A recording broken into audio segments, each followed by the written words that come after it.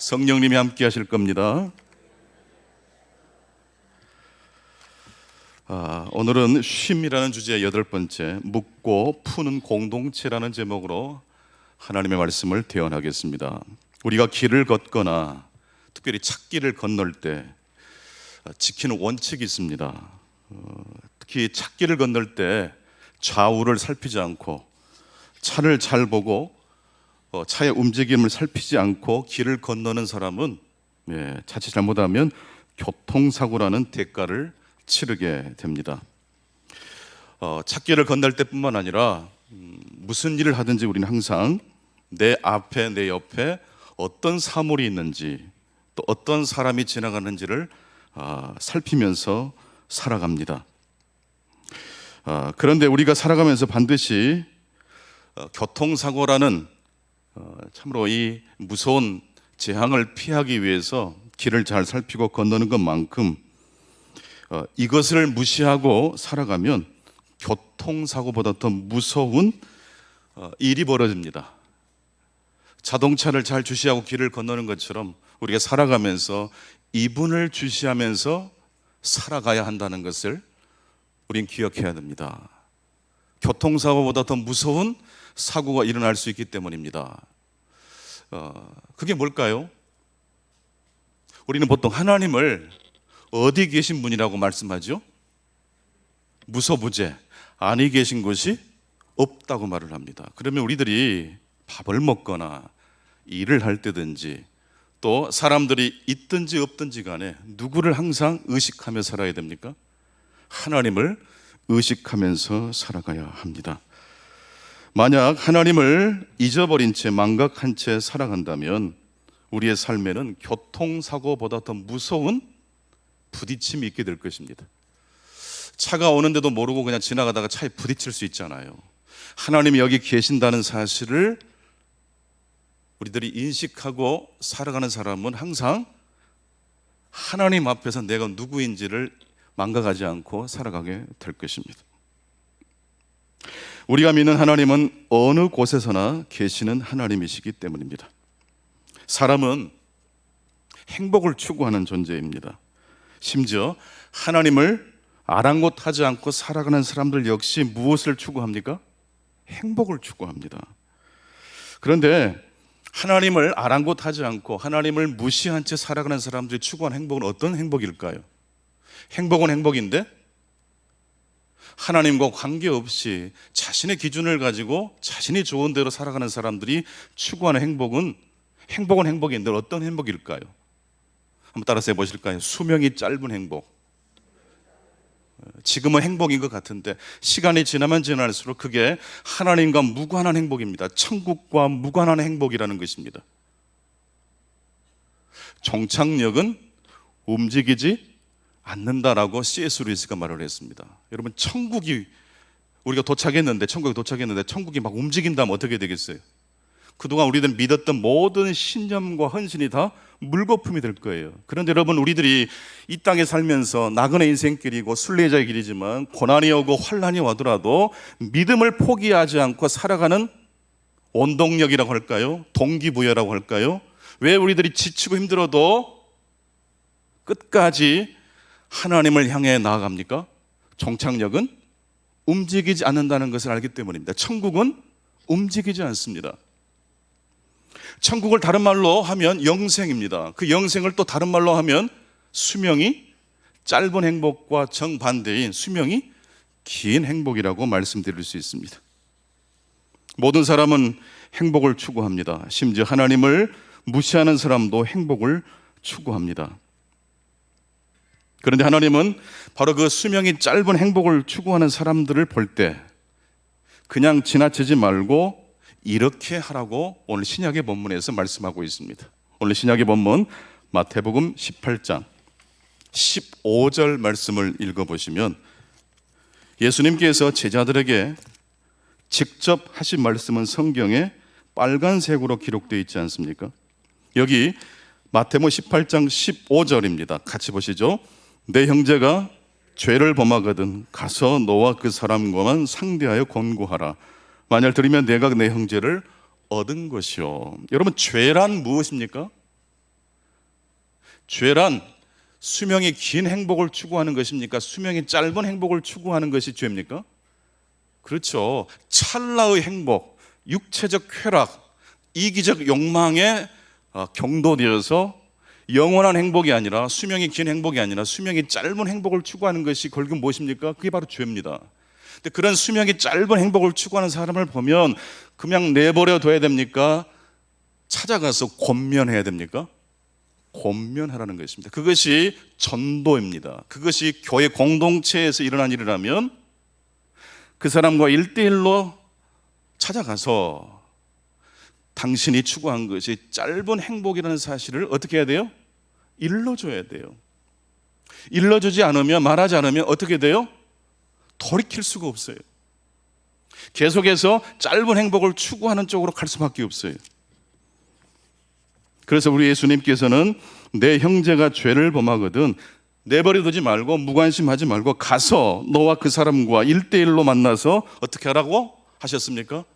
권고하라고 말씀하셨습니다. 만일 그 형제가 그렇게 해서 받아들이면 내가 내 형제를 얻게 된 것이다. 그 형제가 짧은 행복을 추구하는 삶에서 돌이켜 영생을 추구하는 복을 누리게 될 것이다 라는 이야기를 하고 있습니다.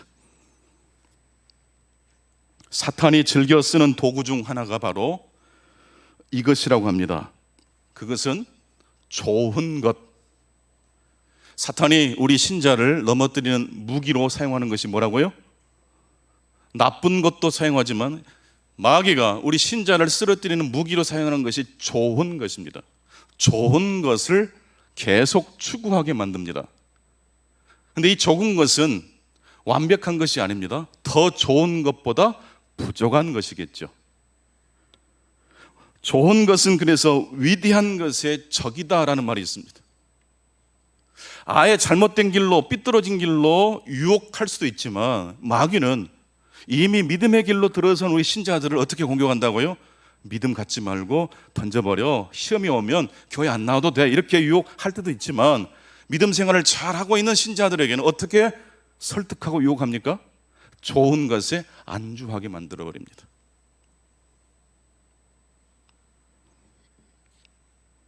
즉 우리의 소망과 소원을 병들게 만들어버리는 일을 사탄이 하고 있다는 것입니다. 누가 행복한 사람일까요? 누가 복 있는 사람일까요? 돈이 많은 사람이 행복할 수도 있고 불행할 수도 있습니다. 돈이 행복의 본질은 아니기 때문입니다. 건강을 잘 유지하는 사람이 행복할 수도 있지만 건강을 잃어버린 사람도 행복을 추구할 수 있나요? 추구할 수 있어요. 그러니까 물질과 건강이 우리의 행복과 연결도 있지만 절대적 요소는 될 수는 없어요. 어떤 사람이 행복한 사람입니까? 어떤 사람이 복 있는 사람입니까? 돈을 빼앗기지만 복을 빼앗기지 않는 사람이 복 있는 사람입니다. 동의 가능하십니까? 돈은 빼앗길 수 있어요. 사업이 망할 수는 있어요. 그러나 하나님의 사람이라는, 나는 하나님의 소유, 나는 하나님의 백성이라는 이 하나님과의 관계는 절대로 포기하지 않는다라는 믿음을 가진 사람은 의인이 7번 넘어질지라도 어떻게 된다고 했습니까? 다시 일어나는 것처럼 하나님이 그를 붙들어 주실 줄로 믿습니다. 건강을 빼앗길 수는 있어도 복을 놓치지 않은 사람이 있을 수 있는 것입니다. 나는 여러분들이 돈은 빼앗겨도 하나님의 복은 빼앗기지 않는 분 되시기를 축원합니다. 건강은 잃어버릴 수 있어도 하나님이 나의 아버지 되심을, 이 믿음만은 결코 놓치지 않는 믿음의 사람들 되시기를 축원합니다.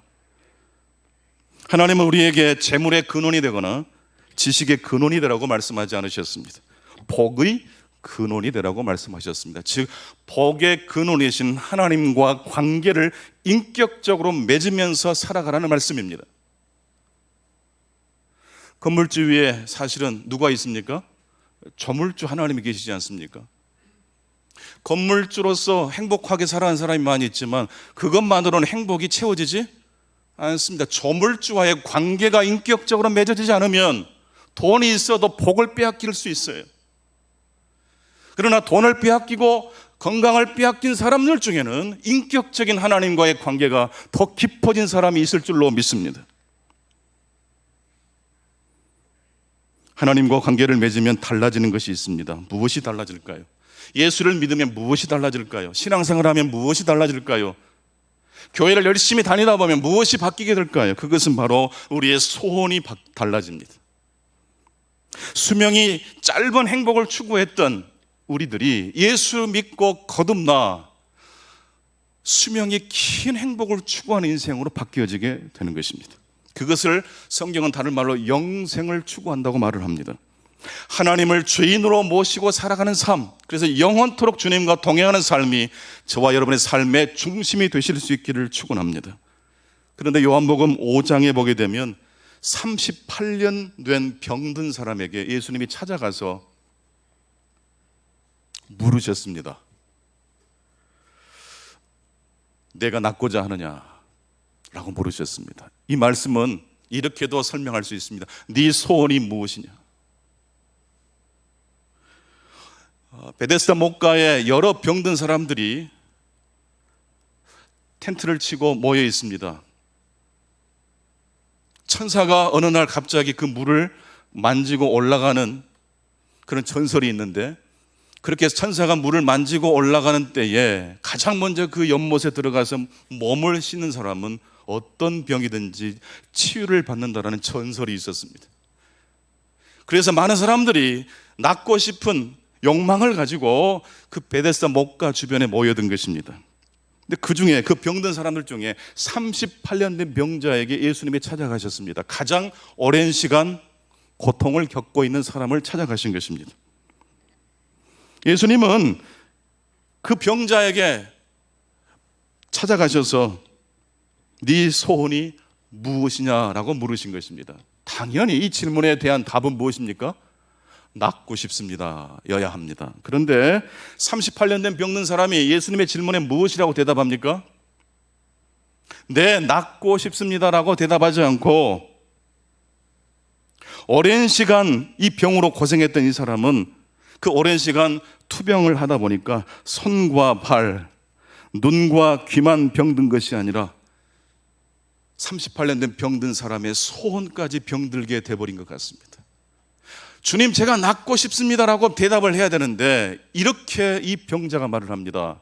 천사가 물을 만지고 올라갈 때 저는 항상 몸을 빠르게 움직일 수 없는 형편이어서 항상 지각생으로 뒤늦게 움직이기 때문에 저는 늘 뒤처진 인생이었고 그 사람들만 아니면 제가 나을 수도 있을 뻔했는데 38년째 저는 이 모양 이 꼴로 살고 있습니다라고 말을 했던 것입니다. 즉 자신의 소원을 말하지 않고 누구 때문에 내가 인생이 불행하다라고 말을 하고 있는 것입니다. 38년 된 이 병든 사람은 오랜 시간 병과 씨름하다가 무엇까지 병들게 된 것입니까? 자신의 소원까지 병들게 된 것입니다. 성도 여러분, 오늘 예배 참여한 우리 성도님들의 소망이 있으십니까? 오늘 이 시간 주님이 물으시는 거예요. 여러분의 소망이 무엇인지를 물으시고 계십니다. 그럴 때 여러분들은 무엇이라고 대답하시겠습니까? 이 병자에게는 남들보다 먼저 그 연못가로 도달하고 싶은 욕심, 소원이 있었습니다. 다른 사람 때문에 내가 불행하다라고 다른 사람을 탓하는 그러한 병든 마음이 있었던 것입니다. 바로 이것이 죄입니다. 이것이 바로 소원의 타락, 소망의 타락의 병입니다. 아담과 하와가 맨 첫 번째로 지은 죄가 무엇입니까?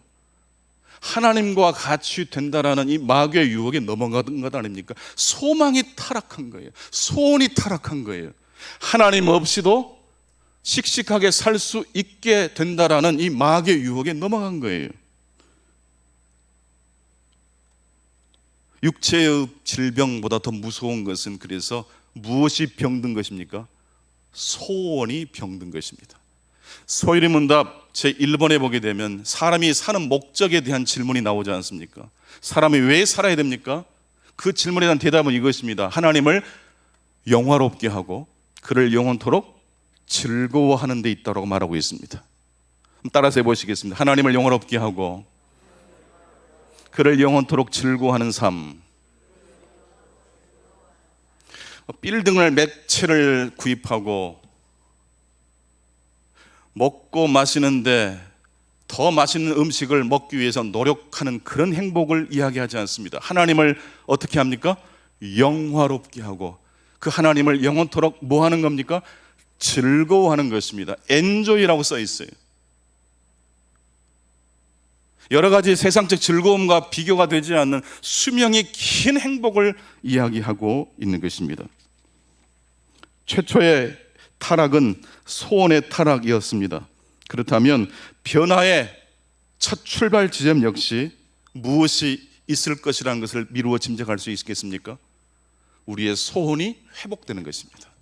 나는 여러분들이 말씀과 예배를 가까이 하는 가운데 하나님께서 여러분 속 안에, 여러분 마음속에 집어넣어 주신 그 소원이 발견되어 있기를 간절히 축원합니다. 구원이란 그래서 소원이 바뀌는 것입니다. 나쁜 소원을 좋은 소원으로 바꿀 수 있는 삶. 이것을 오늘 마태복음 18장 15절 이하의 말씀을 통해서 예수님께서 나쁜 소원을 좋은 소원으로 바꾸기 위하여 어떻게 해야 되는지를 자세하게 말씀하고 있습니다. 여기 15절부터서 쭉 읽어 가시다 보면 먼저 1대1로 만나서 그 형제를 권면하고 그래도 말을 듣지 않으면 한두 사람을 데리고 가서 그 형제가 하는 말을 잘 듣게 하고 그래도 말을 듣지 않으면 어디에 말을 합니까? 교회에 말을 하고 교회의 말도 듣지 않으면 이방인과 세리와 같이 여기라 라고 말하고 있습니다. 강력한 조치를 취하는 목적은 무엇입니까? 왜 이렇게 대충 넘어갈 수도 있을 텐데 수명이 짧은 행복에서 수명이 긴 행복으로 전환시키기 위해서 왜 몸부림을 칩니까? 이것이 단순히 그 사람의 선택사항으로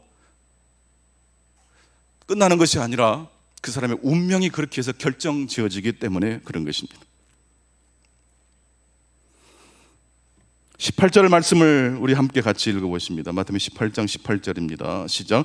진실로 너희에게 이르노니 무엇이든지 너희가 땅에서 매면 하늘에서도 매일 것이요 무엇이든지 땅에서 풀면 하늘에서도 풀리리라. 결국 그러면 좋은 소원으로 우리 인생과 운명이 바뀌기 위해서는 누군가의 도움이 필요한데 그 누군가가 한 신실한 형제일 수 있고 교회일 수도 있습니다. 그런데 구체적으로 그렇다면 어떻게 하면 우리의 운명과 인생이 바뀔 수 있을 것인가? 어떻게 우리는 잘못된 소원을 가지고 살아가는 사람들을 구원할 수 있을 것인가? 18절 말씀 보니까 두 가지로 말씀하십니다. 그것은 먼저 풀어주기 전에 무엇부터 하는 것을 이야기하고 계십니까? 매는 것입니다. 진리를 알지니 진리가 우리를 자유케 하리라는 말씀이 있습니다만은 그 진리를 다시 몇 년이 들어가 보면 항상 하나님의 말씀은 해방을 주시기 전에 우리 자신이 얼마나 허접한 인생이라는 사실을, 소원이 타락한 채 살아갔다라는 사실을 먼저 드러내 주시는 일부터 하십니다. 진단을 한 다음에 치료를 하는 것처럼 먼저 우리 인생이 얼마나 불쌍한 인생인지, 어그러져 있는 인생인지를 먼저 보게 해 주신다는 의미입니다. 풀어주기 전에 먼저 뭐부터 하십니까? 매는 거예요. 복음은 기쁜 소식이지만 이 복음은 언제나 불편한 이야기를 먼저 선포한 다음에 기쁜 소식을 전달하는 것입니다. 교회 공동체, 특히 예배를 통해서 하나님 말씀을 들을 때 여러분이 듣기에 불편한 이야기가 있습니까? 없습니까? 있어요. 매는 이야기가 있는 거예요. 근데 그 매는 이야기는 다른 말로 하면 어떤 이야기로 나아가는 다리입니까? 풀어주는 이야기로 나아가는, 묶어주는 이야기라는 이야기입니다. 푸는 것만큼 중요한 것이 묶는 것입니다. 열쇠로 문을 여는 것만큼 중요한 것이 다시 잠그는 것이지 않습니까? 죄인이 의인의 자리로 자신의 삶의 가치를 움직이려면, 자신이 있는 곳이 수명이 짧은 행복을 추구하는 곳이라는 것을 먼저 알아야 됩니다.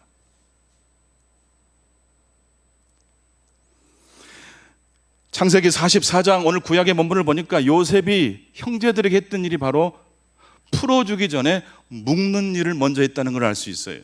이미 요셉은 애굽의 총리 대신입니다. 기근 동안에 살아남기 위해서 야곱의 자녀들, 요셉의 형제들이 애굽까지 와서 식량을 구하러 왔는데 요셉은 첫눈에 형제들을 알아봤어요. 그러면 생각해 보십시오. 내가 요셉입니다라고 먼저 말부터 해야 되지 않습니까? 그런데 이것을 계속 빙빙 돌려요. 그리고 오늘 창세기 44장 보니까 누구의 자루에 은잔을 집어넣는 트릭을 씁니까? 베냐민, 야곱이 눈에 넣어도 아프지 않게끔 잃어버린 요셉만큼 사랑했던 아들 베냐민, 이 베냐민의 식량자루에 슬그머니 슬쩍 은잔을, 요셉의 잔을 넣어놓은 거예요. 이제 추적하는 군사들이 왜 우리 주인의 호의를 이렇게 안갚음하는 것입니까? 당신들 중에 내 주인의 은잔을 훔친 도둑이 있습니다. 누구의 자루에든지 그 자루에서 은잔이 발견된 사람은 노예가 될 것이다. 이랬을 때에 형제들의 반응이 뭡니까? 원래 죄를 짓는 사람은 죄책감이라는 게 있지만 죄를 안 지은 사람은 뭐가 있어요? 당당해요. 당당하게, 우리 그런 적 없다. 근데 사실 이것은 요셉의 형제들의 말이 맞습니까? 틀립니까? 맞아요. 우리는 다 알고 있어요. 요셉도 알고 있어요. 그런데 이제 베냐민의 자루에서 은잔이 발견된 다음, 이런 묶는 일을 통해서 형제들이 어떤 태도와 자세를 보이고 있습니까? 옛날 요셉을 구덩이에 빠뜨리고 노예로 팔았던 그 죄에 대하여 하나님이 우리에게 심판하신다고 고백을 합니다. 즉 죄를 회개하고 있는 그 장면들이 이제 그 이후에 펼쳐지는 걸 볼 수 있습니다. 묶는 일은 곧 무엇과 연관이 되는 것입니까? 회개, 그리고 천국으로 이어진다는 것을 이야기하고 있습니다. 요셉이 형제들 앞에 자신의 신분을 밝히기 전에 요셉은 자신의 신분을 숨기고 오히려 형제들을 묶는 바로 그 일을 하고 있습니다. 이때 형제들 중 유다가 이런 말을 합니다. 창세기 44장 33절, 주의 종으로 그 아이를 대신하여 머물러 있어 내 주의 종이 되게 하시고 그 아이는 그의 형제들과 함께 올려 보내소서. 유다가 베냐민 대신 제가 노예가 되겠다는 말을 합니다. 예수님께서 우리의 죄를 대신하여 십자가를 지신 이 이야기와 연결되는 장면이에요.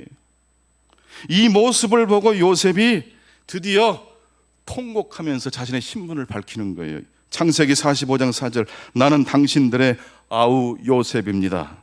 45장 8절입니다. 나를 이리로 보낸 이는 당신들이 아니고 누구라고 고백합니까? 하나님이라고 고백하고 있는 것입니다. 이렇듯 푸는 것만큼 중요한 것이 뭡니까? 묶는 거예요. 매는 거예요. 죄 지은 형제에게 죄 지은 그 모습을 그대로 누군가는 말해줘야 돼요. 당신이 하는 그 행동은 짧은 수명의 행복에 불과합니다. 누군가 말해줘야 돼요. 38년 된 병든 사람이 예수님의 치유와 고침을 받기 전에 자신의 소원이 병든 소원이라는 것을 먼저 발견했던 것처럼 우리는 복음으로 자유를 경험하기 전에 그 복음을 통하여 내가 얼마나 타락한 소원을 가지고 있는지를 인식할 수 있어야 한다는 것입니다.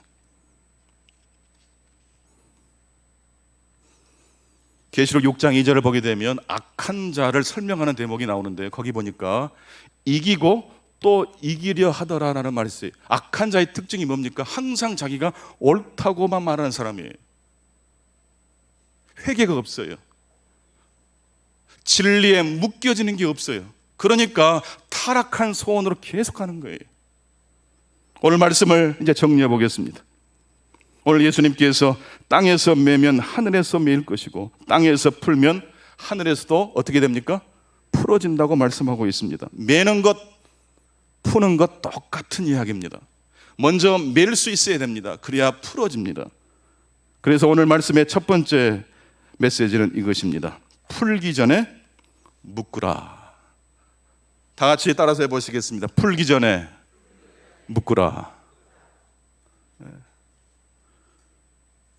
두 번째, 그런데 오늘 말씀을 자세히 보면 이 하늘과 땅을 중재하고 하늘의 비밀을 열어주는 이 진리의 열쇠를 우리 예수님께서 누구에게 맡겨주셨습니까? 교회 공동체에 맡겨주신 것입니다. 예수님은 두 번째로 천국 열쇠를 누구에게 맡겨주셨어요?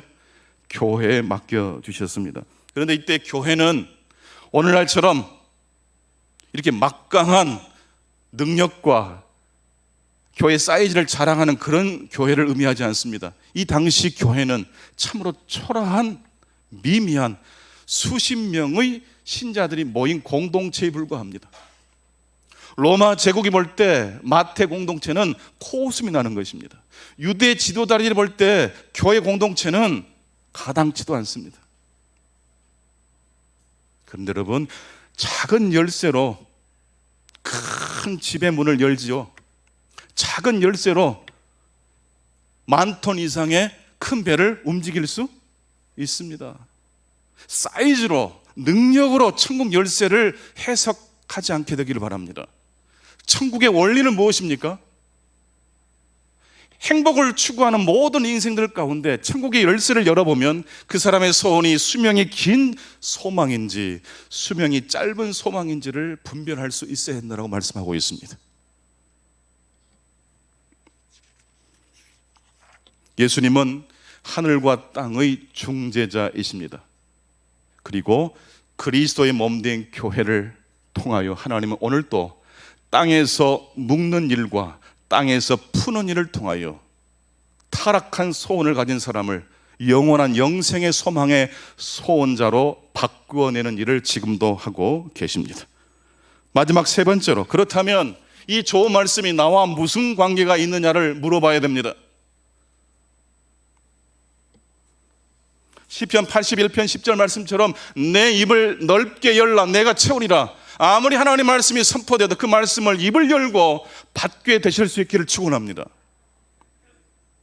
세 번째는 무엇입니까? 오늘 우리에게 찾아오시는 하나님을 영접하실 수 있기를 바랍니다. 그렇다면 우리가 어떻게 하면 마태 공동체 성도들이 우리 예수님의 인격적 은혜를 경험했던 것처럼 오늘 이 시대를 살아가는 우리 충광의 성도님들 역시 하나님을 만나야 되지 않습니까? 어떻게 하면 우리도 하나님을 인격적으로 만날 수 있을까요? 그런 질문입니다. 장경철 목사님께서 서울여대 교수님이신데 그 장경철 교수님의 책을 읽다가 이런 대목이, 이런 문장이 있어서 참 좋아서 가지고 와봤습니다. 하나님을 만나는 방법을 장경철 목사님이 이렇게 소개합니다. 하나님의 말씀을 읽을 때 그냥 읽지 말고 어떻게 하면서 읽으라고 말합니까? 나를 소개하래요. 한번 같이 화면을 보시면 읽어보실까요? 하나님의 말씀을 읽을 때 나를 소개하면서 읽으라. 38년 된 병든 사람이 예수님을 만나서 그 타락했던 소원이, 병들었던 소원이, 수명이 짧은 소원을 추구했던 그가 이제 영원한 생명을 추구하는 소원이 회복된 인생으로 바뀌어진 그 이야기를 읽을 때에 그냥 읽지만 마시고 어떻게 읽으라고요? 주님, 제가 충만교회 다니는 아무개 성도인데요, 제가 바로 이 38년 된 이 사람과 비슷합니다. 돈은 잃어버릴 수 있어도, 건강을 잃어버릴 수는 있어도 복을 잃어버리지 말아야 되는데 제가 하나님이 주시는 인격적 복보다 돈을 더 집착했고 건강을 더 집착했습니다. 제가 바로 38년 된 병든 사람입니다. 이렇게 말씀을 읽을 때 읽지만 마시고 설교를 듣지만 마시고 바로 제가 그 38년 된 병든 사람과 동일한 사람이라고 내 자신을 하나님께 소개하실 수 있기를 바랍니다. 그럴 때 하나님께서 입을 넓게 여시는 여러분의 인생 가운데 하나님의 말씀과 성령을 통하여 만나 주실 줄로 믿습니다. 나와 관계없다고, 나는 하나님의 은혜가 필요 없어도 충분히 살 수 있는 사람이라고 그렇게 고집 피우는 것이 아니라, 하나님 제가 옳습니다. 인생의 해방과 자유를 맛보기 전에 먼저 저에게 필요한 것은 하나님의 트릭입니다. 베냐민의 그 곡식자루에 은잔을 슬쩍 집어넣었던 요셉이 했던 행동은 하나님의 트릭입니다.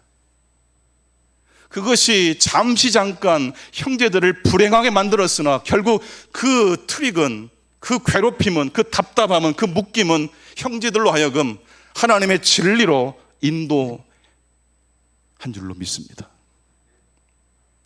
과거에 지은 죄를 회개하고 현재 눈앞에 와 있는 요셉이 단순히 내 혈육 요셉이 아니라 하나님이 우리 가족을 구원하시기 위해 먼저 이 아들을 앞서서 보내셔서 하나님의 백성들을 구속하시기 위하여 하나님께서 모든 것을 드라마를 쓰시고 연출하신 연출자라는 사실을 형제들이 경험했던 것처럼 우리 역시 우리의 삶에 펼쳐지는 내 뜻대로 되지 않는 상황 속에서 하나님을 향하여 우리 자신을 소개하실 수 있기를 바랍니다. 하나님, 저는 답답합니다. 이 문제가 빨리 해결됐으면 좋겠는데 왜 하나님 이 문제를 더 꼬이게 만드십니까? 혹시 제가 아직도 수명이 짧은 행복을 추구하고 있는 죄와 씨름하고 있어서라면 저의 죄를 회개하오니 받아 주시옵소서. 오늘도 이 말씀을 통하여 우리 개인을 찾아오시는 하나님, 그리고 우리 교회를 통하여 이루신 하나님의 계획을 생각하시고 우리 안에 계신 하나님뿐만 아니라 아직도 수명이 짧은 행복을 진정한 행복으로 착각하며 사는 사람들에게 우리의 삶의 자리에서 그리스도의 복음을 통하여 참된 길로 인도하시는 중광의 모든 성도님들 되실 수 있기를 간절히 축원합니다. 기도하겠습니다. 아버지 하나님, 감사합니다. 어찌 보면 저희들은 항상 한 템포 늦게 하나님의 은혜와 자비로우심을 기억합니다.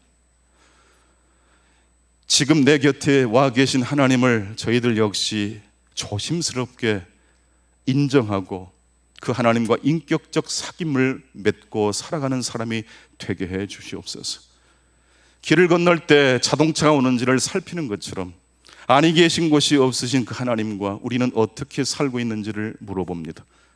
주님, 내 욕심과 자아가 이끄는 대로가 아니라 성령이 진리의 말씀을 통하여 우리의 마음과 심령을 인도하시는 대로 순종하는 우리의 삶이 되게 해 주시옵소서. 예수 그리스도 이름으로 기도하옵나이다. 아멘.